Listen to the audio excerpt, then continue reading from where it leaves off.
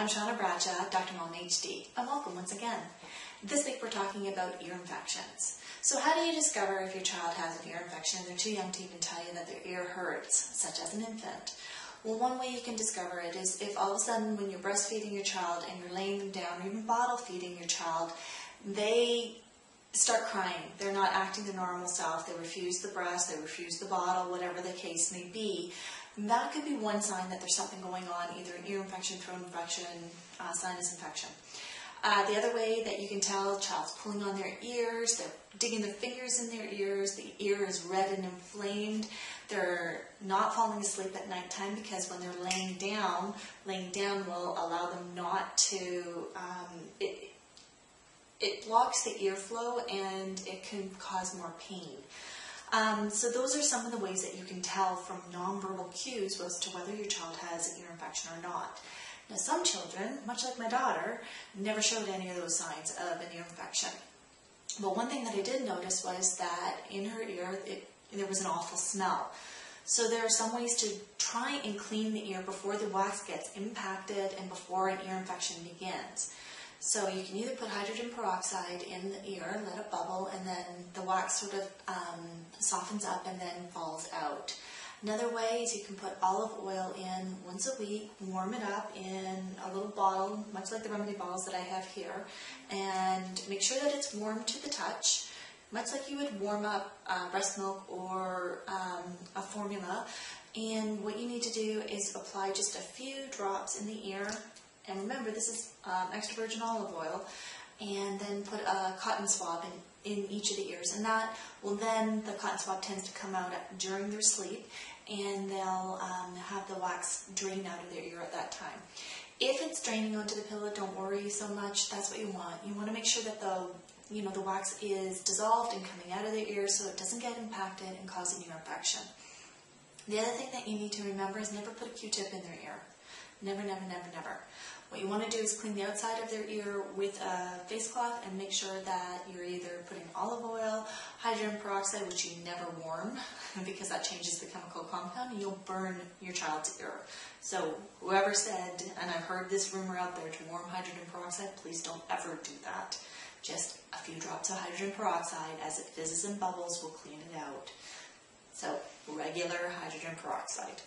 The only thing you warm is the extra virgin olive oil, and again, you make sure that you test it on your wrist to make sure that you're not going to burn your child. If it's warm to the wrist and touch, that's fine. If it's too hot, you wait a while and then put it in your child's ear. Remember, you want comfort and you want to make sure that they're okay. The other way that you can do it is get a syringe. Well, this way can be done, and this is what they do when you take your daughter or your son to emerge because they have an ear infection and it's impacted and they can't look in the ear because all they see is wax. The problem with that is you can also rupture the eardrum. Now, the syringe that you're going to have isn't going to be as it won't have as much of an impact as the ones that they do in the hospital or at your doctor's office, but nonetheless, just be careful. It's not something I would recommend all the time. The other thing is you can candle the ears. Now, this has been outlawed in a lot of places, and that's okay. I wouldn't recommend you doing it yourself. I would recommend you taking it to someone who is a professional who knows how to candle the ear properly. Remember, you're causing a vacuum, you're heating a candle up and lighting it on fire, and you're causing a vacuum, which causes the wax to come out, but you have to be very careful with this method as well. So those are some of the ways that you can prevent having an ear infection. Now, what happens if you do have an ear infection? And these ways all go for children as well as adults. I mean, adults still get ear infections. Whether it's an inner ear or an outer ear, whatever the case may be, we can still all get ear infections. So one thing that you need to know when you do have an ear infection, heat is normally a really good thing. You don't want to put anything cold in there. Heat will help break up that infection too. So what you want to do is either put a heating pad behind the infected ear or lie on the ear with a heating pad. You can also, much like opening up the station tubes, you can heat up a warm face cloth and then roll it behind the neck and just make sure that you're laying it on whatever ear is infected if you know. The telltale sign would be a red ear for a child, but again, some children just don't show that.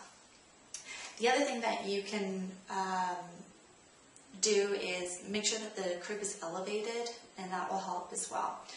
Now, You can also put in drops in the ears, and you can warm up some extra virgin olive oil and crush 1 clove of garlic, place it in, again, another bottle, something similar like this, warm it to the touch and put it in the ear. Garlic oil has great properties for healing infections. Another way is 1/4 cup of warm water with 3 drops of tea tree oil. Tea tree oil is an antibiotic, a natural antibiotic. So by doing this, if there is a bacterial infection that causes earache or ear infection, then you can continually put the drops in the ear of the child in the affected ear, and this will help soothe it and possibly prevent it from happening, continuing any further. Most doctors put your children on an antibiotic. Some doctors are actually now prescribing to the fact that most of the ear infections are not bacterial infections, they're actually viral infections. Therefore, the antibiotics are not going to be effective. Ear infections can resolve themselves. It's better if the body can heal itself. However, the last thing you want to do is make sure that your child has a ruptured eardrum. Homeopathically speaking, there are many remedies out there that will help. In an acute situation, that's fine. You can go ahead and try it. Again, remember, this is your child or yourself. If it's yourself, take matters into your own hands and you want to do it naturally, then, you're looking at different remedies, that's fine. If this is a chronic thing, I don't recommend that you actually prescribe or self-medicate for your child or yourself. This is something that you actually need to either visit your doctor or visit your local homeopath, much like myself.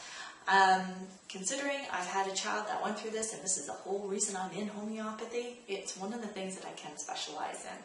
So I do know ear infections, I do know how to prevent you from getting those tubes and making any surgical procedures, put them more at bay more than anything, so you don't have to worry about that. So I really recommend that you source out a good homeopath who knows and understands what your child could be going through or what you could be going through. So chronic ear infections are not anything that you actually play with and self-medicate. This is something that you would definitely need to seek some medical help because there's a reason as to why it's happening. So check me out. I'm Dr. Mom HD. I hope these tips helped you, and I look forward to talking with you later or chatting with you. And remember, if you want to learn more information, subscribe to my e-zine. Go on my website, subscribe to it, and click because you'll get all kinds of tips. If you want to actually chat with me, click on my Getting Acquainted call. I'd love to hear from you and find out how I can help. So take care. I'm once again Shauna Bradshaw, Dr. Mom HD, and you can visit me at www.drmomhd.com. Take care.